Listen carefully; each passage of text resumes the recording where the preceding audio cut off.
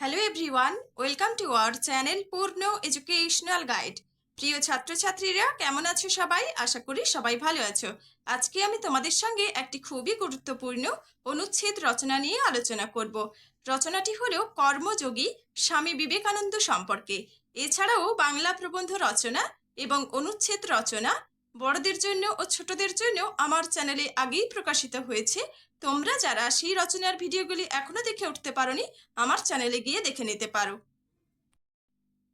কিছু কিছু ভিডিওর লিংক আমি ডেসক্রিপশন বক্সে দিয়ে দেবো, না হলে তোমরা প্লেলিস্ট চেক করলে পেয়ে যাবে। চলো তাহলে কর্মযোগী স্বামী বিবেকানন্দ সম্পর্কে আজকের এই অনুচ্ছেদ রচনাটি শুরু করা যাক। তোমরা ভিডিওটি স্কিপ না করে পুরো ভিডিওটি দেখতে থাকো। আশা করি ভিডিওটি তোমাদের কাছে খুবই হেল্পফুল হবে। রচনাটি শুরু করার আগে তোমাদের সবাইকে বলে রাখি, তোমরা যারা চ্যানেলটি নতুন ভিজিট করছো অবশ্যই চ্যানেলটিকে সাবস্ক্রাইব করে পাশে থাকা বেল আইকনটি ক্লিক করে দিও, যে কোনো ধরনের শিক্ষামূলক ভিডিও সবার আগে পাওয়ার জন্য। বাংলা অনুচ্ছেদ রচনা কর্মযোগী স্বামী বিবেকানন্দ। হে মোর স্বামীজি বিবেকানন্দ, ভুলি নাই তব দান, যে মানবতার গেঁথেছিলে মালা, আজও হয়নিকো তাহা ম্লান। স্বামী বিবেকানন্দ ভারত মাতার শ্রেষ্ঠ সন্তান। মৃতপ্রায় দেশবাসীকে জাগিয়ে তুলে মানবতার মন্ত্রে দীক্ষিত করেছিলেন।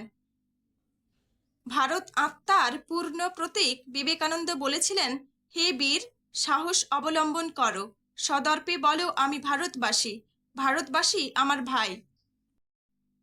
শ্রী রামকৃষ্ণের শ্রেষ্ঠ শিষ্য বিবেকানন্দ সমগ্র পৃথিবীতে জ্ঞানের আলো ছড়িয়ে দিয়েছিলেন।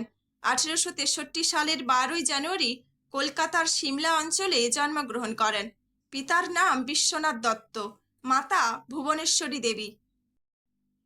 বিবেকানন্দের প্রকৃত নাম ছিল নরেন্দ্রনাথ দত্ত, ডাকনাম ছিল বিলে। সিমলা মেট্রোপলিটন স্কুলে তাঁর বাল্য শিক্ষা শুরু হয়। 14 বছর বয়সেই প্রবেশিকা পরীক্ষায় পাশ করেন।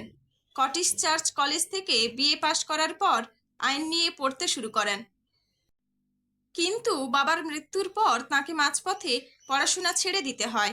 কিন্তু তিনি নিজ চেষ্টায় দর্শন, ধর্ম, ইতিহাস, বেদ, উপনিষদ, রামায়ণ, মহাভারত প্রভৃতি বিষয়ে গভীর জ্ঞান অর্জন করেন। শ্রী রামকৃষ্ণের সান্নিধ্যে এসে নরেন নবরূপে ঈশ্বরকে উপলব্ধি করেন। রামকৃষ্ণের কাছে দীক্ষা নেন। রামকৃষ্ণ তাকে স্বামী বিবেকানন্দ নামে ভূষিত করেন। শিষ্যত্ব গ্রহণ করার পর বিবেকানন্দ দেশ ভ্রমণে বেরিয়ে পড়েন। তার লড়াই শুরু হয় জাতপাত, ধর্মের গোড়ামি ও কুসংস্কারের বিরুদ্ধে।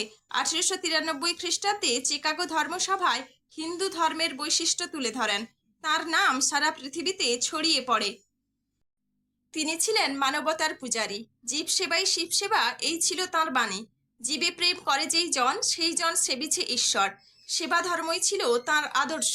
1897 সালের 1 মে মানব সেবার উদ্দেশ্যে তিনি প্রতিষ্ঠা করেন রামকৃষ্ণ মিশন। 1897 সালে মানব সেবার জন্য তিনি বেলুড় মঠ প্রতিষ্ঠা করেন।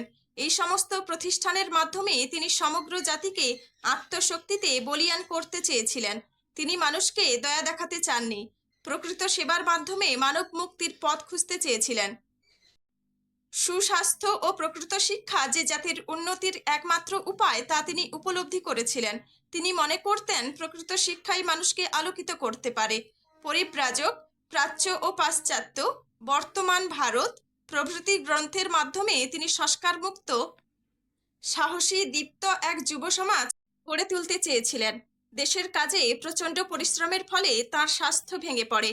মাত্র 39 বছর বয়সে 1952 খ্রিস্টাব্দের 4 জুলাই তিনি মৃত্যুবরণ করেন।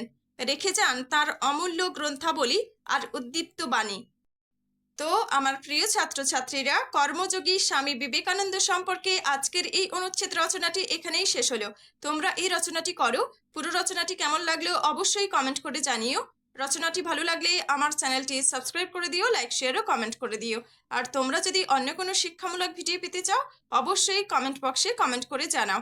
আজকে এই পর্যন্তই, দেখা হচ্ছে পরের ক্লাসে। ভালো থেকো, সুস্থ থেকো। ভিডিওটি দেখার জন্য সবাইকে ধন্যবাদ।